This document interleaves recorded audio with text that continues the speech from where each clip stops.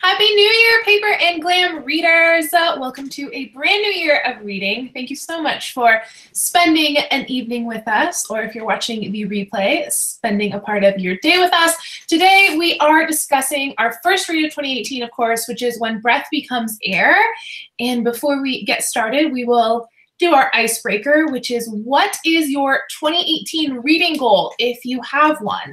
So I do not have a traditional reading goal this year. I launched a Bible study this year, finally, called the God and Glam Bible Study, and it follows a liturgical year. And this year, I am actually reading the entire liturgical year. So it's a big undertaking of reading from a Bible studies perspective. So it's cutting into my book reading time a little bit. So if you're not familiar with liturgical year, there is a reading for every day, but there's 3 years. So right now we're currently in year B. So there's basically 3 readings a day if you're reading years A, B, and C concurrently, which is what I'm doing in preparation for next year's God and Glam Bible study. So that's my reading goal for this year. I've only read 2 books this month, and I'm definitely missing reading like 3, getting a few more knocked off my to-read list. But I'm really excited for kind of the fruits of that and what that's going to sow into my Bible study.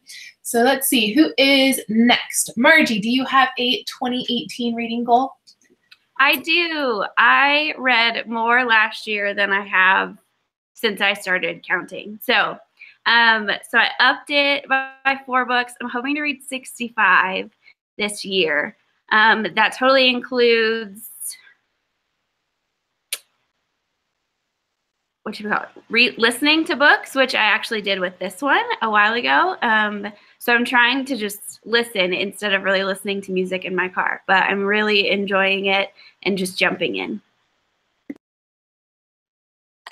I chose 30 this year. I did not meet my goal last year, and it was much less, and I am nowhere on par with Lisa Marie and Margie, so I'm hoping to get 30 books in this year. So far, I've read 1 this book.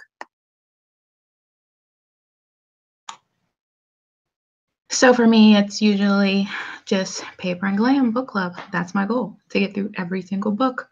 Ever since I joined, I've just been really excited about how it's helped me to actually read every month. Because I think without this community, it would not really go down. It would probably be maybe 1 every 6 months or something like that. But yeah, I definitely want to do all of them. So I have my little thing that I made that has them all in there, so that I can keep track. And I like keeping track, especially with books like this one, because being able to talk about it is the motivation for me.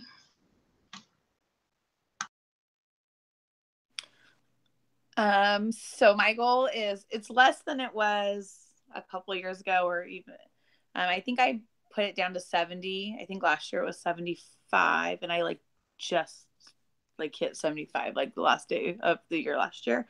And so I think I put it down to 70. But I've already read, I think, 8 books this year. So I don't know. But it's hard to tell, because I could start out really well, and then, who knows what's going to happen at work or different things like that. Plus, I do a lot of rereading for work since I teach. So that always, I always count those books as I've reread them, because some of them I reread several times in a day, throughout a month. But and so I do, and I read a lot of stuff to see if I want to teach it, or if I want to use it as a connecting text. So that's part of why I read a lot, and also so that I can know what to recommend to my students, so that they're not so they don't think reading's just this weird school thing. So I do try to read a lot for that reason. One of my goals this year, I don't really have a number goal, but to reread at least 1 book a month, and a book that I read and really enjoyed and would rate it one of my top books, partially because I'm interested to see in how, if it stands up to it, if I'm oh yeah, I time, but now I've that's not really what I'm interested in, or whatever. So my goals is to reread more this year. Last year, my goal was 20 books for the year, and I just eked that in under the radar. So I think I'm going to set the bar a little bit higher. So I know that I have to do the 12 for the Paper and Glam. So I figure if I do an extra one every month, that gives me about 24. So I think I'm going to go with the round number of 24 for this year, and we'll see how it goes. I'll probably be trying to read New Year's Eve, trying to catch up to be able to say that I did it, but that's my goal. I think I failed my reading goal miserably last year. I don't remember what it was. I meant to look before I said this, but because I wanted to compare about how ridiculous my reading goal is for this year. Because I made my TBR list in my planner, and I think it's 36. But I even like plotted out what I want to read in each month, and some months there are 4, so it's less or more. Like some months I only have 2 books written down. Other months I have like 4 written down, but I am including in that 36, there are a couple that for sure I have marked that I'm going to listen to on Audible, because I commute. When I go to my office, it's about 45 minutes each way, and then depending on traffic and time of day, sometimes it's more. So that is kind of my goal. So 36, probably 4 of them for sure are going to be Audible, and then the rest I plan to read because they are sitting on my bookshelf, or I've loaded on my Kindle for the last several years. So the plan. Oh my gosh, and I love reading all of the reading goals in the comments. Thank you guys all for sharing your reading goals. It's not supposed to be a competition by any means. You're supposed to inspire each other. There's so many books to read. I'm getting jealous reading all of these reading goals. I feel like I'll be lucky if I get like 25 in, because last year I was reading for God and Glam and I got like 32 in, but I kind of upped the ante on it. So I will have to be reading vicariously through everyone else's reviews. Okie doke, we will get into When Breath Becomes Air now. So we'll start with our first question that we start with every single month, and that is, what was your experience reading When Breath Becomes Air? And if you feel comfortable giving it a star rating, what was your star rating? So I would say this is so hard to give a star rating to, just because of the context and, you know, the fact that it was unfinished, which, you know, even lends itself to the story even more. Gosh, I don't know. I'm not going to give it a star rating, but I enjoyed it. It's not what I was expecting. And getting ready for the chat, I was thinking, well, then what were you expecting? But I'm not really sure. I think that I was expecting to come away with more thoughts on the meaning of life, and which is very lofty expectation, I will add. And I don't know, I just didn't come away with that. And maybe my expectation was too high because this book was, you know, from publishers, it was very much, that was kind of the premise of it. But yeah, I don't know, I'm not articulating myself very well. So I'll pass the ball to Margie, and hopefully the book chatters can color in my thoughts. Margie, what did you think? I didn't have a lot of expectations going into it. I knew the bare minimum when I listened and just was kind of going off referrals from everyone else. I actually listened to it last June. So it was one of those books where I would get home and park my car and sit in my car and finish the chapter or finish whatever, because it was so, I felt like it was so engaging. And I was just interested in, his life is so different than mine. I mean, just the being a doctor part alone is so interesting to me, but then being so young and dealing with something like that was just fascinating to me. And so I gave it a 4-star rating, and I went back and reviewed like some of his best quotes and sayings and just the overall premise, because it's been 6 months. So I enjoyed it. It was one that definitely captivated me while I was listening.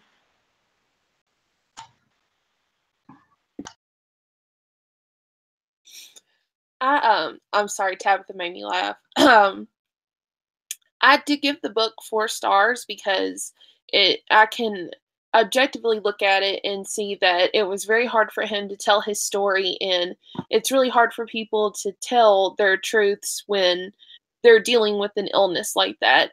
I personally didn't enjoy the book like I thought I would. After dealing with my mom's cancer, I'm obviously no stranger to death. I've lost most of my family to cancer.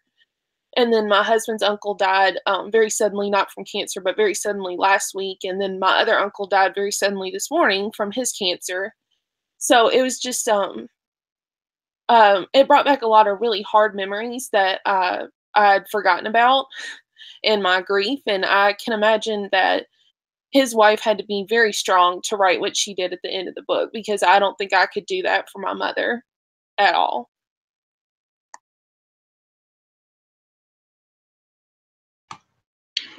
I felt like it was definitely hard to, do a star rating for this book because of the subject matter and because this is someone's story and because we all know how it ends going in.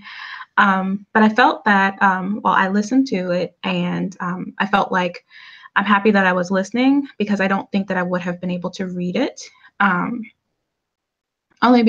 was interested with, about his story because definitely that's something that, he's a surgeon, so that's an interesting aspect of his life. But then, to have both sides of being able to experience illness or, being working in a hospital and having people pass and seeing so many things, so that he would have both of these experiences to now have it for himself to experience. I was looking for more maybe of that kind of insight.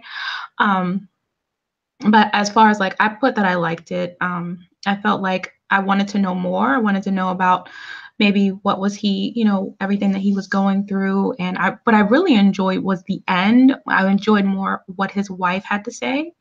I don't know. I just felt like it was easier to hear the story from her point of view because I could, the way that she told the story, I could easily follow her versus him.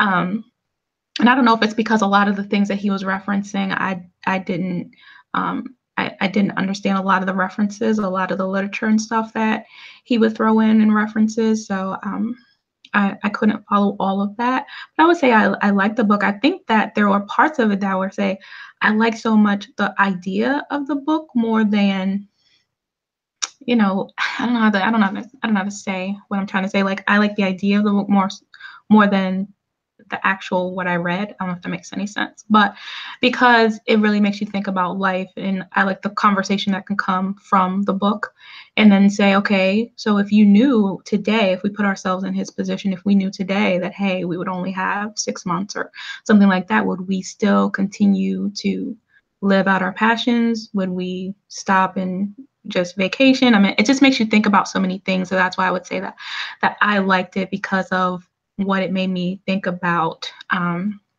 because death is not a conversation that that people usually bring up. So it definitely creates opportunity, and we have experienced some passings recently in my family as well. So it does make you think, hey, it's definitely a conversation, and we should have the conversation, and we shouldn't feel so uncomfortable about it. So I appreciate it in that way, and I also really respect him for being able to leave something for his wife and his daughter and for others. I think everyone should tell their story. So I love the fact that his story is told and it's in written form. I think that we all should do that, even if we aspire to be a writer or not. There should be something written for future generations to know what our story is.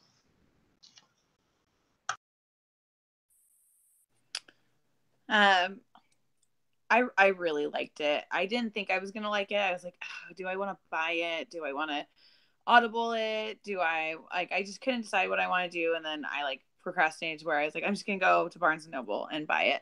And so I did, and I'm glad because I don't usually like memoirs on Audible if they're not narrated by the person, because it's just so personal. I feel like it needs to be narrated then by the person. But I really liked it, and I did on Goodreads, I gave it a 5 stars. The way he writes and his approach is very just similar to how I kind of my kind of perspective on things, and when crisis happens, just very okay, so what are the facts? Okay, what are we looking at?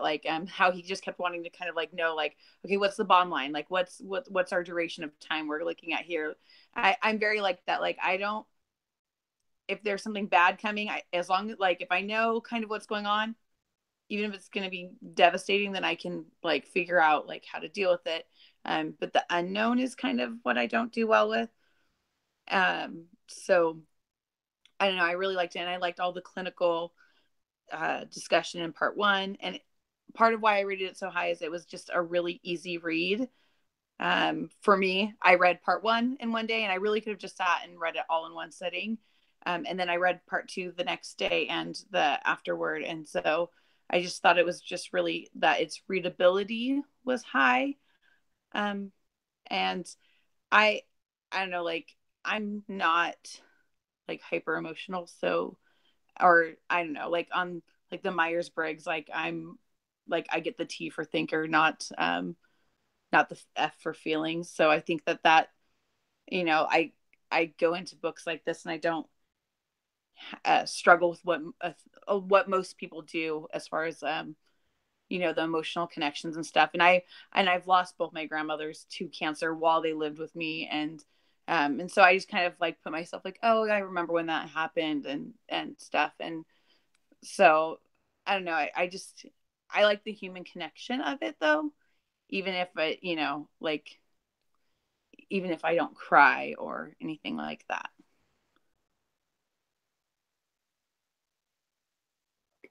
So I said back in, I think it was November, that this was my most anticipated read from the book club selections this year. It had been on my to read list since it came out, and I hadn't picked it up yet.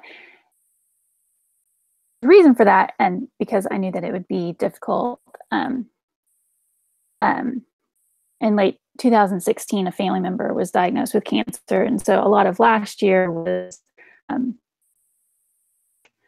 treatment and all that stuff. So when it came to reading this,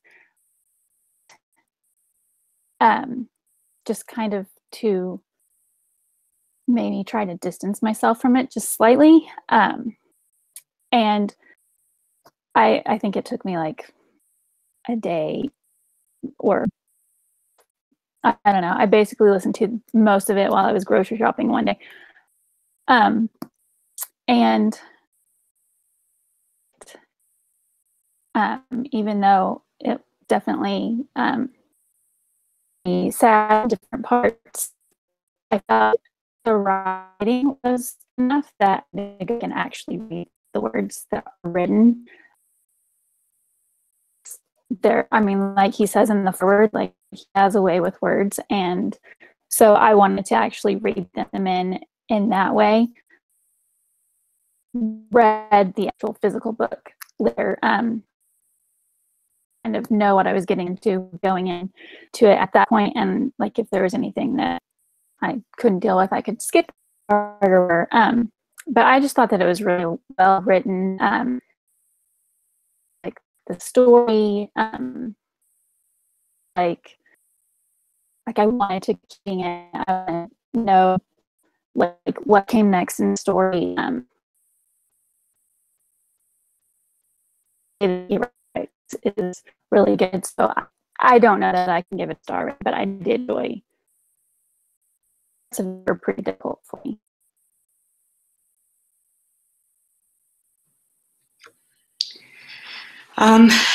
I've been thinking about this book and book club and how I was going to answer some of these questions, and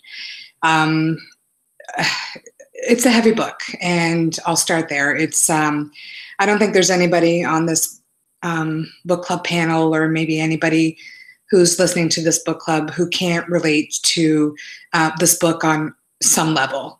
Whether it's someone close or someone far, I think it's very relatable.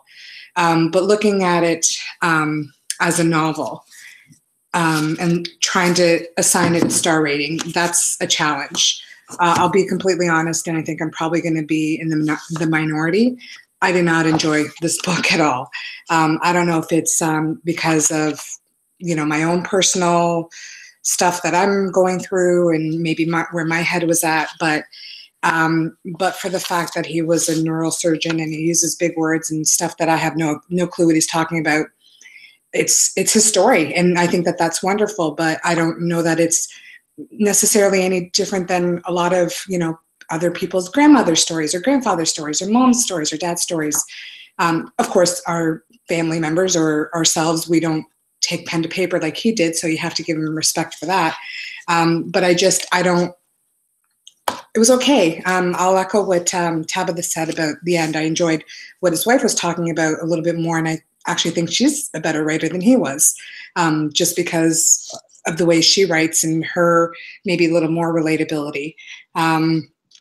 Yeah, honestly, I'm sorry. I know a lot of people really liked it, but it didn't really do it for me. If I were going to assign it a star rating, it'd probably be 2.5 stars. Not to disrespect the story, not to disrespect his story, but like I say, but the fact that he was who he was, would we be paying as much attention to this book as we are? Sorry.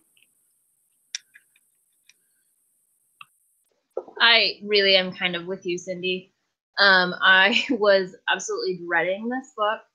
I lost my dad last month, and I had no interest, in reading this book. I have a lot of bitterness towards medical professionals at this point, and it was a tough read for me. Sorry. I'll get it together. But I think I respect that he felt a calling and got it out, so I can respect that. But I think it didn't live up to the hype for me, and it could just be, again, where I'm at, but not my favorite book. But I'm excited to hear what everybody else has to say. Generally changes my opinion of a book by the time we're done talking. So I don't know, but it would not be fair for me to give it a star rating. So I will just leave it at that. Oh my gosh, I'm tearing up here. Well, before we proceed, I just want to thank everybody for coming with, you know, an open mind and putting kind of our hearts out there. Like so many people have said, I don't think there's anyone who hasn't experienced loss and experienced, you know, a medical, you know, scare at a minimum. So this is definitely tough stuff and kind of sacred territory. So I knew that when I picked this book that it was be challenging, and I vacillated over whether or not to put it on the list. But the kind of main tenet of this book club, for me at least, is to read widely and you know, to challenge ourselves, and not necessarily by reading like classics, but reading different perspectives and reading different stories, and, you know, kind of going there. And it's not always, you know, we don't always want to surround ourselves with death right after, you know, the loss of a loved one, of course. But yeah, thanks for being brave and going there with me. All right, let's see. I've changed the wording here a little bit. What passages or sentences struck you as particularly profound or moving? So I marked a couple. There's a lot of really great ones in here. So I'm gonna go last since I have a few picked out to share. Margie, what was your favorite, or the passage that you marked? One of the ones, and the more I think about it, the more it's my favorite. He says, it's a little bit long, but he says the physician's duty is not to stave off death or return patients to their old lives, but to take into our arms a patient and family whose lives have disintegrated and work until they can stand back up and face and make sense of their existence. In the last year, so not long after I got married, about 1.5 years ago, my dad was in the hospital for various reasons. We thought at first that it was cancer. Doctors turned out to be wrong, which we were very thankful for. And he is good today, but he had a long, hard road in the hospital. And then last summer, right after our first anniversary, my husband was in the hospital. So we kind of had to face some of those questions. And I actually read this book right before my husband went in the hospital. But yeah, that was one that I thought it's true. Like in both instances, my dad and my husband had great doctors, and not every medical professional is awesome. But when you do have those good doctors and those good nurses, they can make a world of difference no matter what you're going through. So I appreciated that. That's how he thought of his profession.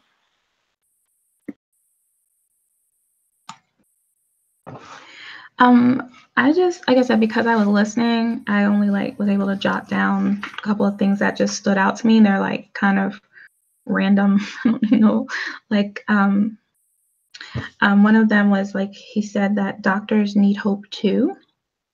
I really like that, because sometimes, we don't think about, sometimes we don't think very well about, about doctors or maybe their perspective. And, we've definitely, I've definitely had some experiences with some difficult doctors, but I like the idea of that they do need hope.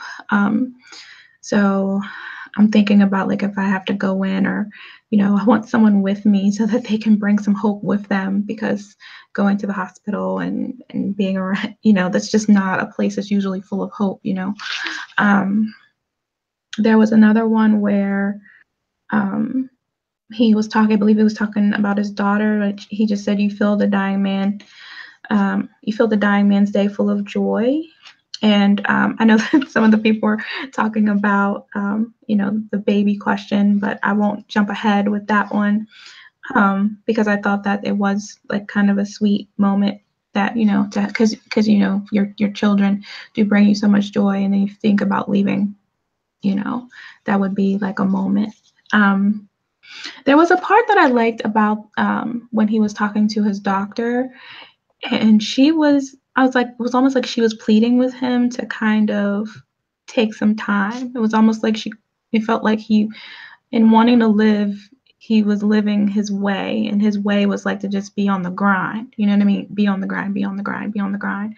But it seemed as if she was kind of like pleading for him to take time.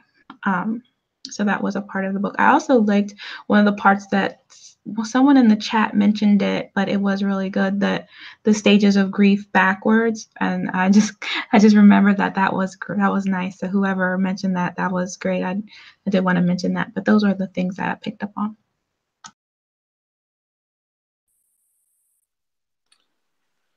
I have a couple different things. I have a couple from the first part, so it's more about like his background and stuff.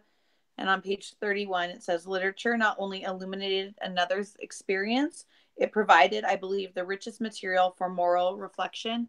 I liked that. I thought that was just, I mean, of course, as a lit teacher, like, I just thought that was a really beautiful perspective of literature. And I like that in each of his degrees, and like as he progressed through his academic career, that was kind of what he was always looking for, like understanding humanity, and like that he had a deep respect for life, and trying to understand like moral purpose and humanity, and just kind of that. And I really enjoyed that. On 43, I have it's kind of around the same type of topic of morality. And it says moral speculation was puny compared to moral action. And that's when he like moves and decides to become a doctor, because he's, the idea that like working with people and lives is more important than just kind of like philosophizing about that. And I thought that was really interesting, and that he just really wanted to give back to the world. And in the second part, some of the things I have, they're all kind of on the same couple of pages. On 142, it says, if human relationality formed the bedrock of meaning, it seemed to us that rearing children added another dimension to that meaning. And on the next page, I think it's on 144, he says, we would carry on living instead of dying.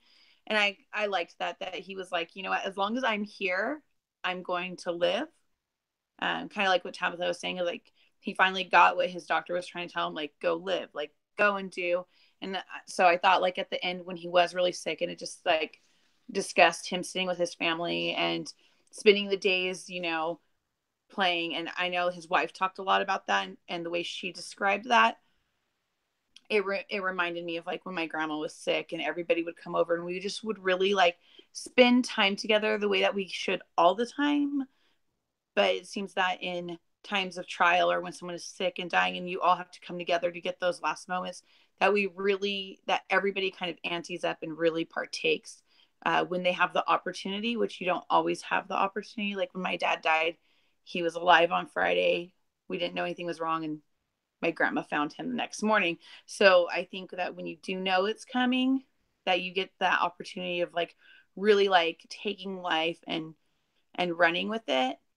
And like my best friend's dad died last year of the same cancer that he did, that the author died of, and he lived for 5 years, and he really took that opportunity in a similar way. And once he couldn't work, but you know, he did everything he wanted to do. He went and saw the Cowboys play like every year until he was gone, as often as he could. He went and saw Rush, his favorite band, like, you know, on their last tour.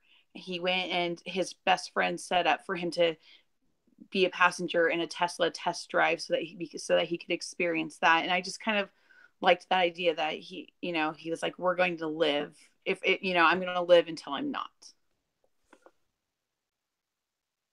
Erica was kind enough to let me cut back in.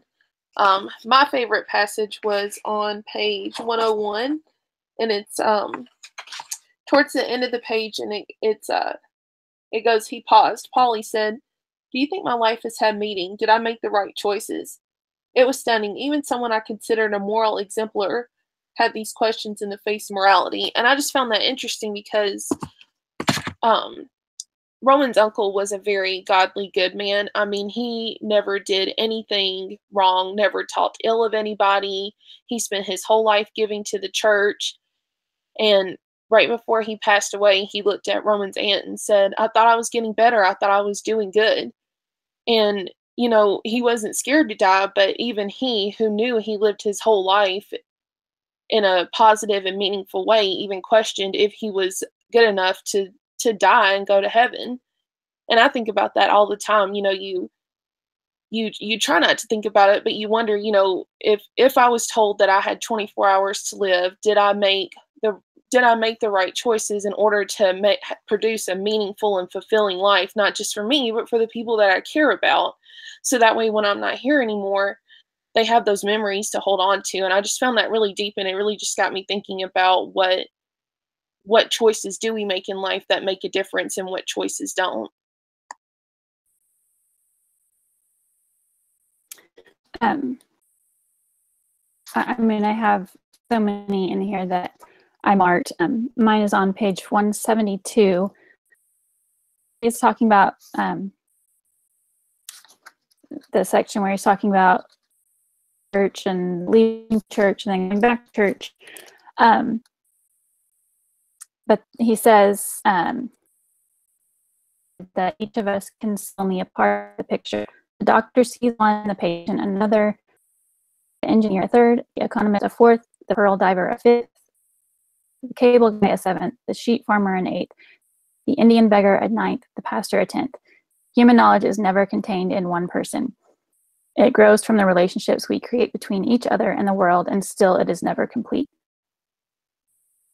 I just like that. I'm a person who have a hard time making this because I can see so many different sides to the same argument. And like, I don't have the full picture, so I can't make whatever. That was a really saying that, and like how he says it grows in the relationships we create between each other and the world, and is still never complete, because I feel like as you get to know people, you get to know more about the world and, you know, how it works and how to interact with others. And I just like that. Mine didn't have anything to do with difficult, so it was easy to grasp onto as something that I just really wanted to remember of what he said.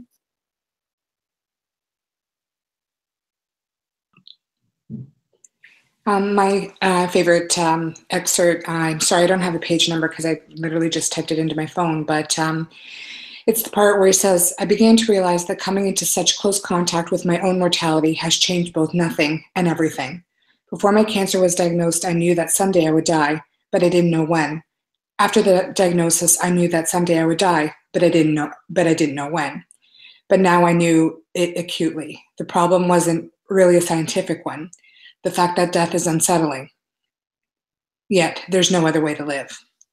And this really spoke to me, particularly the part where he says, like, you know, we're going about our business and, you know, just living our lives and doing us and doing what we want to do. And, you know, knowing that death is way back there, you know, when I'm 90 and old and in my bed and, you know, I'm just going to turn off like a light, you know, and that's not reality. And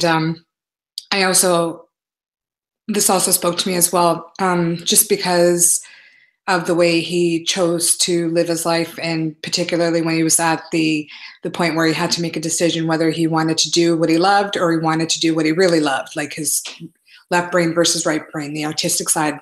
And that's great for him, but I don't know that everybody is like that. There are people that maybe get a diagnosis and nothing changes. You know, the only thing that changes is the fact that exactly what he says. Now you're acutely aware that death is imminent, and I thought that was really good. Like I said before, it was just really heavy, and you have to be in a good headspace to read this book. Mine was on page 35, and I think Sarah in the comments, this was hers as well, but there's a moment, a cusp, when the sum of gathered experiences is worn down by the details of living. We're never so wise as when we live in this moment. I just liked that. I think, you know, it resonated with me because, you know, life can be so fleeting, and, you know, unexpected things happen, and, you know, we wind up getting, you know, borne down by the tedium of life and the routine and the everydayness, and, you know, forget to live in the moment.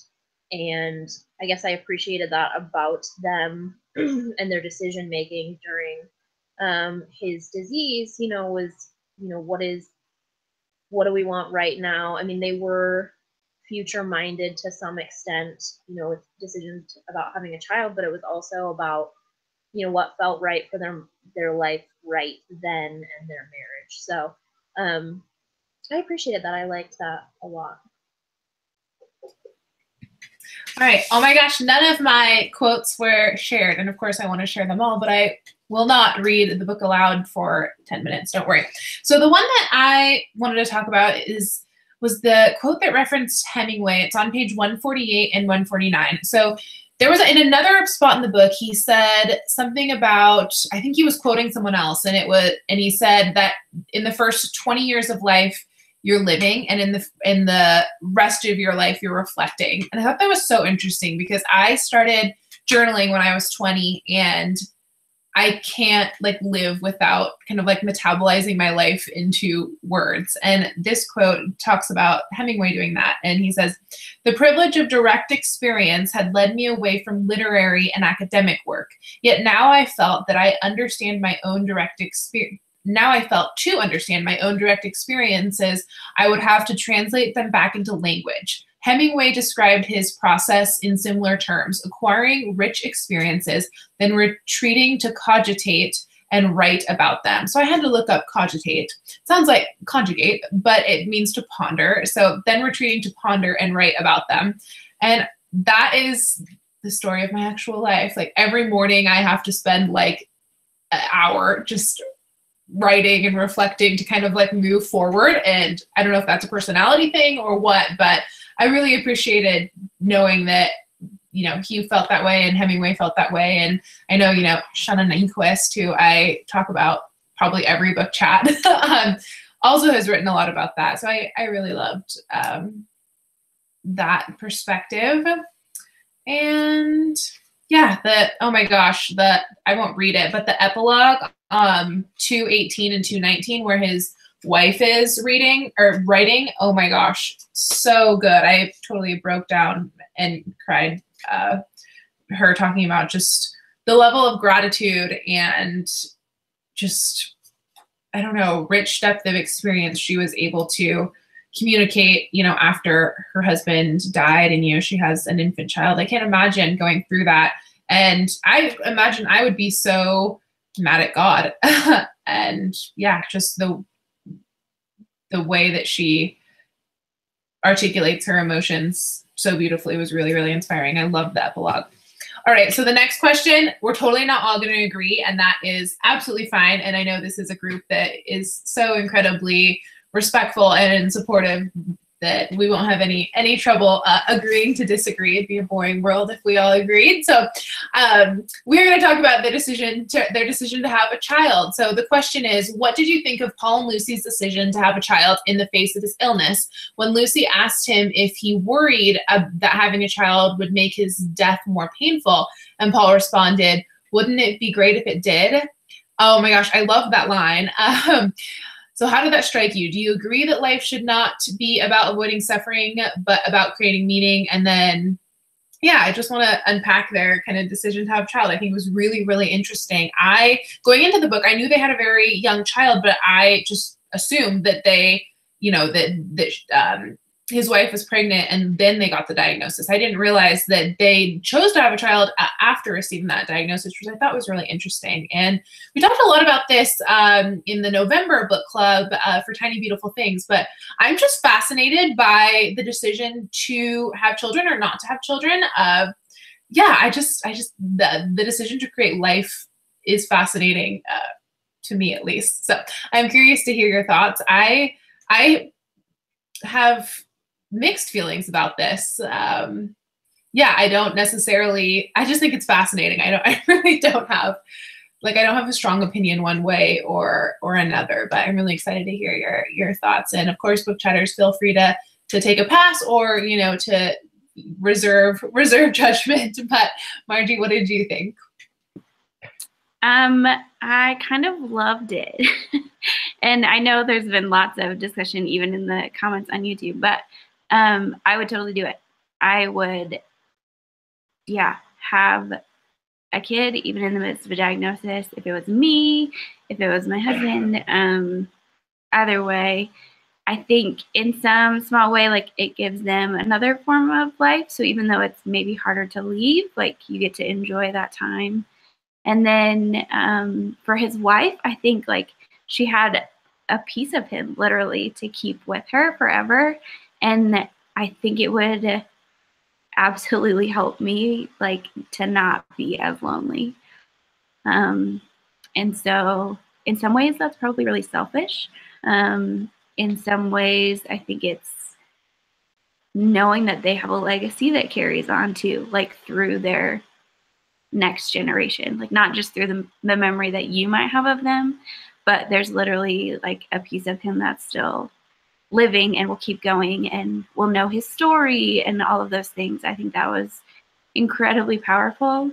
The idea of not avoiding suffering is hard, but I've spent this past year in Romans in my book club, and it's all about that lovely topic. And so this idea of like suffering is what brings about the glory for the Lord. And I think that that's semi a part of this too. Like you have no idea what God can do in the midst of this or through a child in the midst of this.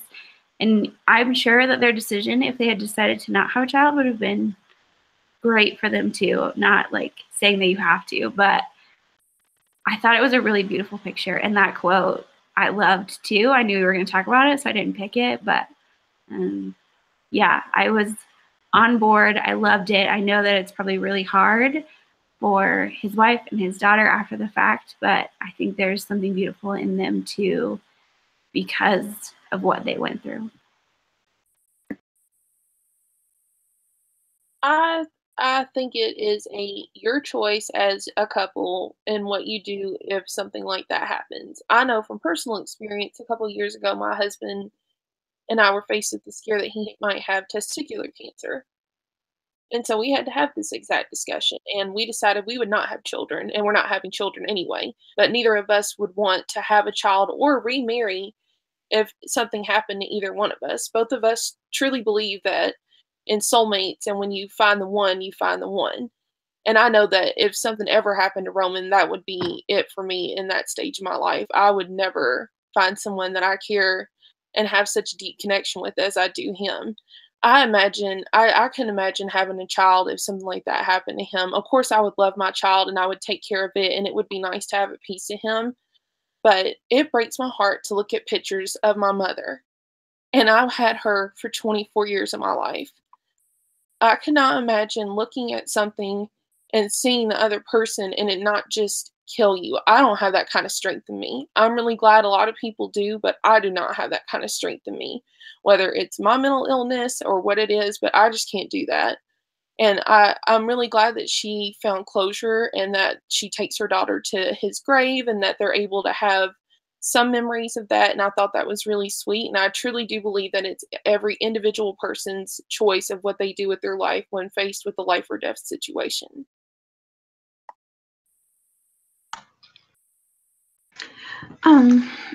I respect their decision. I think that, as a, they're a married couple and they had already wanted kids.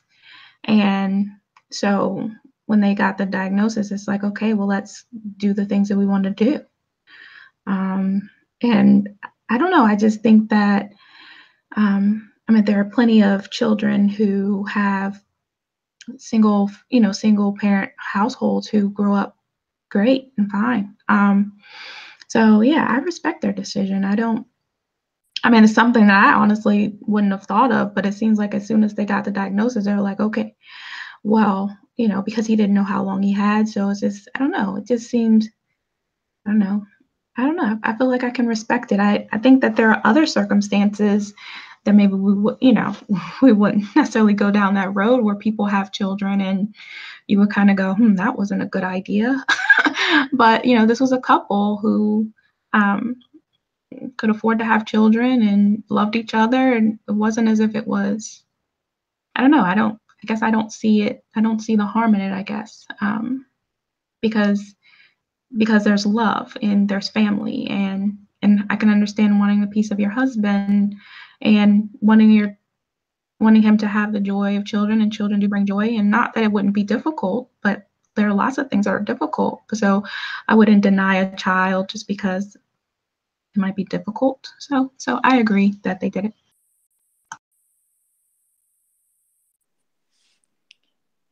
So I think it's beautiful. I do. I think it's just absolutely beautiful that they decided to keep living and make their choices.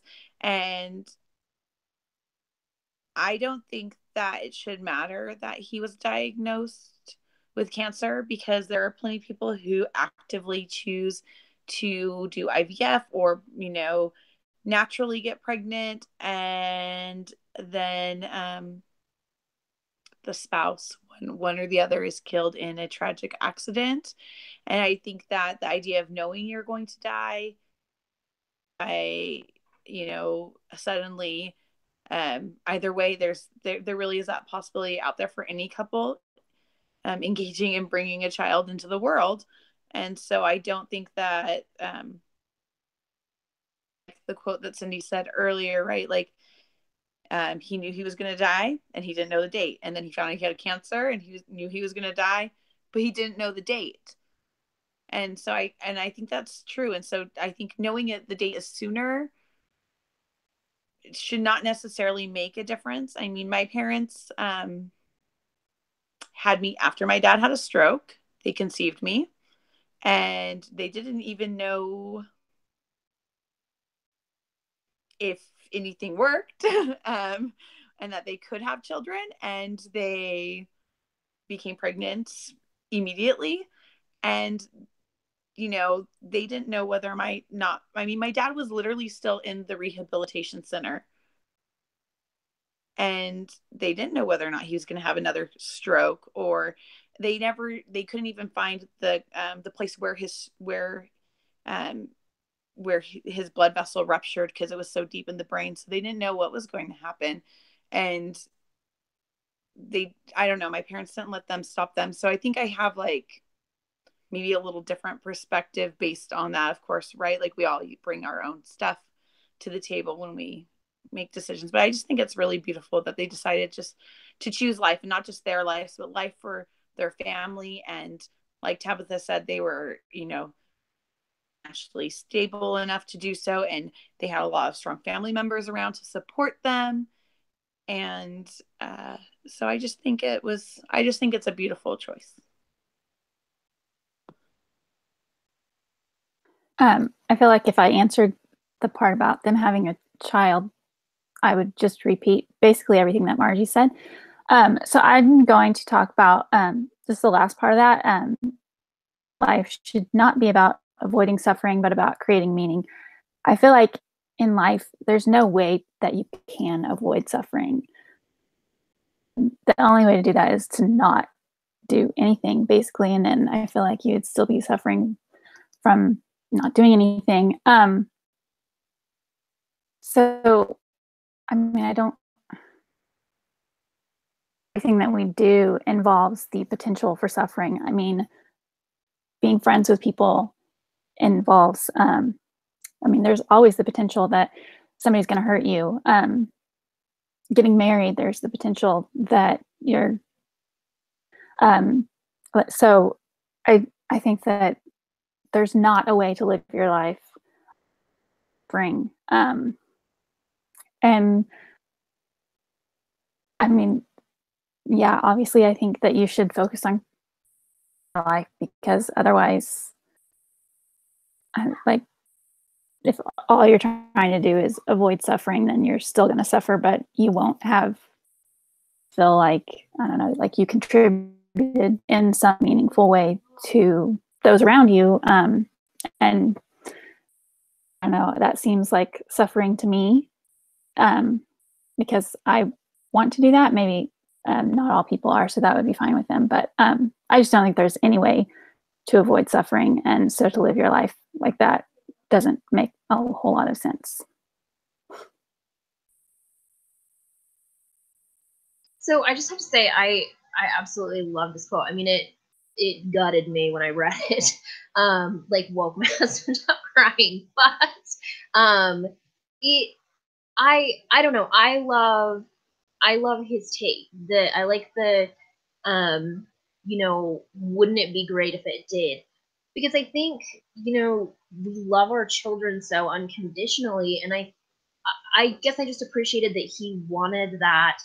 And I mean, yeah, I guess I have no judgment on. I initially was like, oh my God, you're crazy, because I was thinking from her perspective, like, you're gonna be a single mom, and that just seems like nuts to me. But I have a stepson, and I love being a step parent. It's like the ideal situation for me, because I do. I don't want my own children, and so it's nice.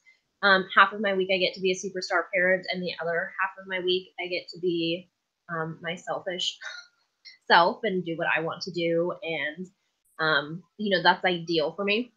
So I just was like, oh my gosh, I can't imagine. But that's just my perspective of not necessarily wanting to be a full-time parent. But I did.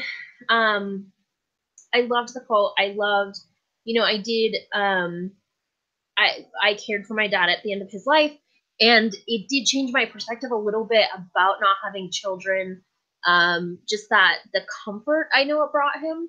And so I guess that's why I respected their decision. Makes sense. Not my personal life decision. And my initial thought was they were crazy, but it makes sense. And I get the desire to have a legacy and to have part of yourself continue on. So, I mean, it made sense to me.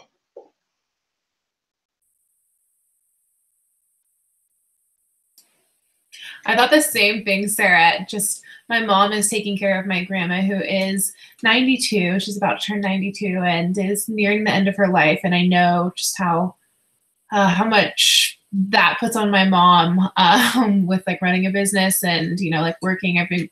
Lucy is a doctor, so I can only imagine her hours are, excuse me, pretty rigorous. And then to have an infant and, you know, caring for someone who's nearing the end of their life. Yeah, I was like, oh my gosh, this woman is Supergirl.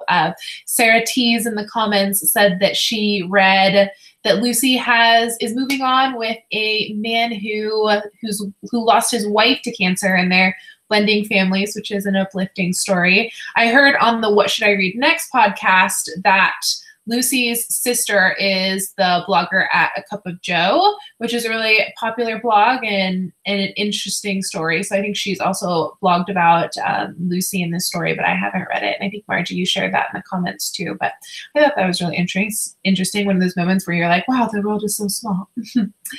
So let's see. Last question, or second to last. Did you come away with any new insights into the meaning of life? So yeah, for me, just the decision to have kids thing really blew me away.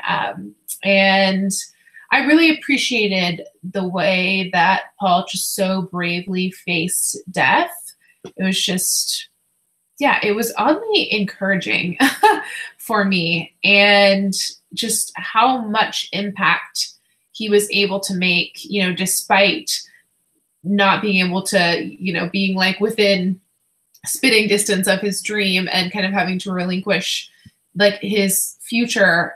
He made so much of his last couple of years. It just, yeah, it was extremely challenging and convicting for me. So I'm really glad that we read it, and I'm glad that we read a book that confronts death. I don't know that there are many books like this out there. I haven't read anything similar to this at all. So yeah, I just appreciated that he decided to spend what little time he had left leaving this book. So let's see. Margie, do you have any insights, or feel free to take a pass?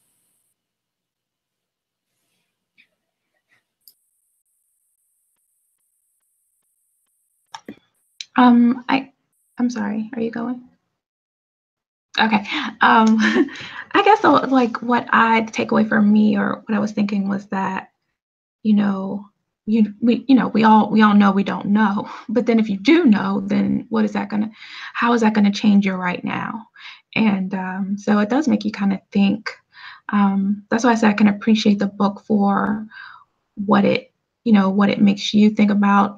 We can take his experience and then say, oh, you know, if I was in the situation, what would I do? Or is my family taken care of? You kind of like it's good to have a book that kind of brings up these really awkward discussions, because it's not like you're just going around talking to your friends. Hey, so do you have some life insurance? I mean, that's not usually a conversation you just bring up. But if you have this book and say, oh yeah, you know, I read this book and it was about this guy's life, and this is what him and his wife did, and this is what plans that they made, and then you can kind of like, it's like a great segue to like talk about something that's difficult, maybe with, you know, your aging parents, or the people that you love and the people that you care about. So I think it's a great opportunity to have a discussion, and also, like you said, about life and about your pursuits and what kind of mark do you want to leave. Like, it makes me think about, what do I want to leave behind? How would I tell my story? Not just in a sense of leaving a legacy through my children, but also through something that only I could share, you know? So it just makes me think about things like that and how important it is. And that's it. I forgot one of the quotes that I had highlighted because it's on my Kindle, so I had to push the button a couple more times.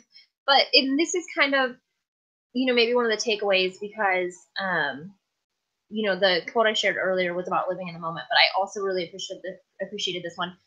He says, because I would have to learn to live in a different way, seeing death as an imposing itinerant visitor, but knowing that even if I'm dying, until I actually die, I'm still living. And I guess I appreciated that, you know, the combination of the two, you know, like living in the moment and then still living. Hayden and I talked earlier about, you know, why he continued to work. And I think it was that perspective, you know, that he wasn't just going to uproot his life and lay on a couch, and he had plans. And even, you know, like back to the, you know, the first 20 years you live, and the next, however long you're reflecting. I think that's what I think he was trying to cram in, and there was a couple other, I want to say there were a couple other things, but he was trying to cram everything into this unknown short amount of time. And rather than giving up, you know, he had things that he was set to accomplish. And so I liked, I guess in that respect, it was inspiring that he wanted to continue doing what he was doing, and, you know, didn't just give up, because that is such a brutal diagnosis. And he, you know, was so unsure what was going to happen. So I guess that's maybe my takeaway. So I really like what Hayden just said, and I felt the same way. She said, I wanted to know what caused his illness and why he didn't go to the doctor sooner. I felt that way too. You know, cancer is such a, you know, everyone has their opinions, but in our current world, it feels like everyone knows someone who has been impacted by cancer in some way, right? Either personally or, you know, a friend, family, loved one. And it's like, this disease doesn't just happen out of nowhere. And, you know, it has to be something in the environment. I think it's, you know, something in our food. I think it's a combination thereof. You know, I have really strong beliefs about our food system in America, and that it's extremely corrupted. And that is one of the reasons cancer is so prevalent. But yeah, I just wanted to know what caused it. He was, you know, I mean, I know he joked about like eating, not joked, he was talking about eating ice cream sandwiches and like Coke for lunch and stuff. But yeah, it's interesting how somebody in the prime of life, who I'm sure wasn't a smoker, got lung cancer. It's just, yeah, I wish we had a crystal ball and could know about that. So last question, get out your TBR list, because we're going to talk about if you loved Breath Becomes Air, or if you want to kind of explore more meaning of life type titles, what might you want to add to your meaning of life list? And this is kind of right in my wheelhouse, not necessarily from a death perspective, but from a meaning of life perspective. So I have many titles, and I was just adding links to them. I have the list here under books mentioned, if you just click on the down bar. But as far as meaning of life goes, I think anything by Anne Lamott is killer. I'd say Bird by Bird is like a great place to start. I love Bird by Bird. Steve Jobs. So I loved the Steve Jobs biopic when I read it about the time that he passed. And I think as I've thought more about this while we were talking, the reason I had such high expectations for this book was because I was looking for what I got out of the Steve Jobs biopic. You know, of course, he's a controversial figure, but that book, while long, it's like a doorstop. I think it's like 800 pages. That book inspired me so much as like a creator and just someone who has never like fit into the boxes. Oh my gosh, that book impacted me so profoundly. It was so incredibly liberating for me. So I love that book, and just like his end of life experiences were just so incredibly interesting. Just the way that he chose to live his life, you know, with pancreatic cancer. So that's it's hard to say. It's like, it's not one of those books I'd revisit. So I don't think, so it's hard to say it's in my like canon of top, you know, books that have changed my life, but it was one of the books that stayed with me very, very strongly. The next book I wrote is The Last Lecture, which is so, so good. It's like this size. I mean, it's a really short little book. I read it when it came out, and it was probably like 2008. So I am not remembering the exact context, but again, super encouraging.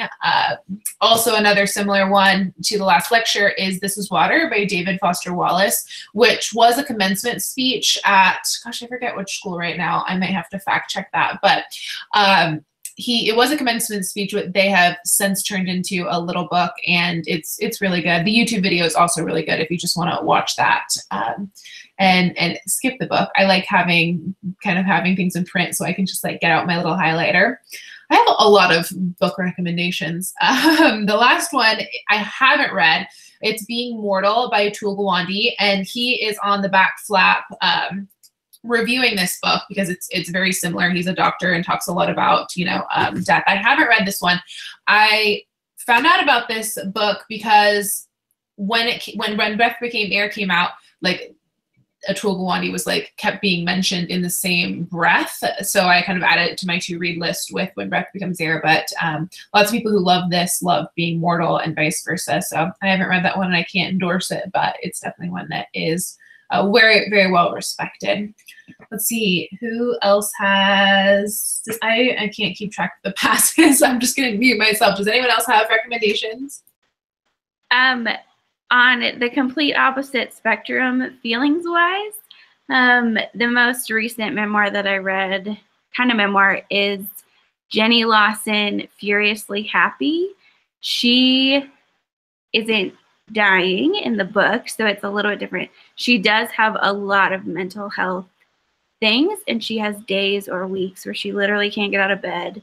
But she's a writer. She's crazy. She's hilarious. I mean, I cried. I was laughing so hard. And my mom cried. She was laughing so hard, like, at this book. But she had a lot of really good insights about happiness and life and what your days look like and all of that. So if you want to cry because you're laughing instead of just straight up crying, that is a great one. But I really, and she has some crazy stories, but I took away a lot of good life daily lessons from her as well.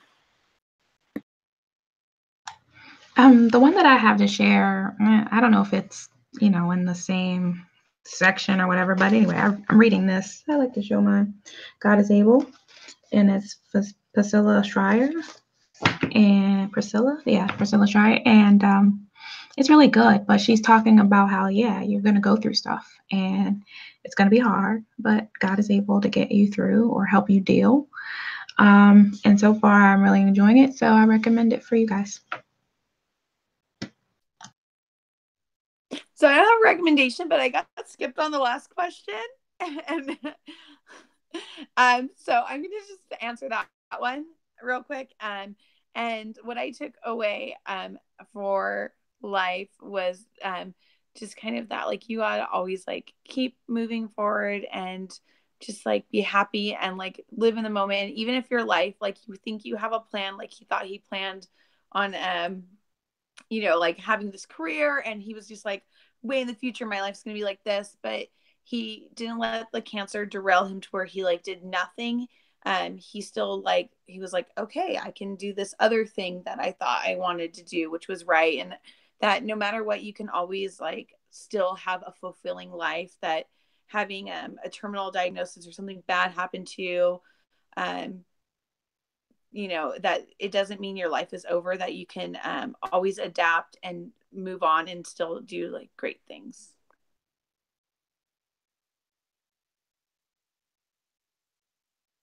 Do you have a book recommendation, Jana? It's okay if you don't. Is that a no? Okay. All right. I was just patting up myself on the back because I was like, oh my gosh, I, for the first time, I think, did not completely butcher the order and skip you guys. And I attribute that to the fact that I had caffeine, because normally I'm a freak that wakes up at 4 in the morning, not by, that's just like when I wake up. So by 7, I'm like winding down. So I had caffeine before this chat, and I'm like, felt like I brought my A game a little more. So it makes me feel better that I'm the only one who skips people left or right. All right, all the books that we just talked about are in the down bar. So if you want to get some of those on your TBR list, they're there. Next month, we are reading a piece of literary fiction. It is Only Love Can Break Your Heart. This is another book of the month pick. I don't intentionally choose like all book of the month picks. We just have a couple back to back, although they tend to pick books that are that have excellent publishers and excellent publicists. So books that are like highly anticipated. Anyway, so what got me about this book is that one of the little teasers was that reading this book was like watching The Wonder Years. And I don't know about you guys, but that was my favorite show growing up. I loved The Wonder Years. So I read a little bit of the book and I felt like it would be a good fit for kind of our February literary fiction selection. I haven't started it or anything, but I really hope you enjoy it. And I hope that you will join us the last Thursday of the month in February. I can look really quickly and see when it is. I should have written that down. The 22nd. So we have a little bit less time. So 3 weeks. We had lots of time. We had almost had 4 weeks, I think, this month. So anyway, thank you guys so much for hanging with me tonight. And thank you, book chatters, and coming and kind of bearing our souls in kind of a heavier book. So thanks for going there with me. And I will see you in February. And hopefully before that, have a fabulous evening. Good night.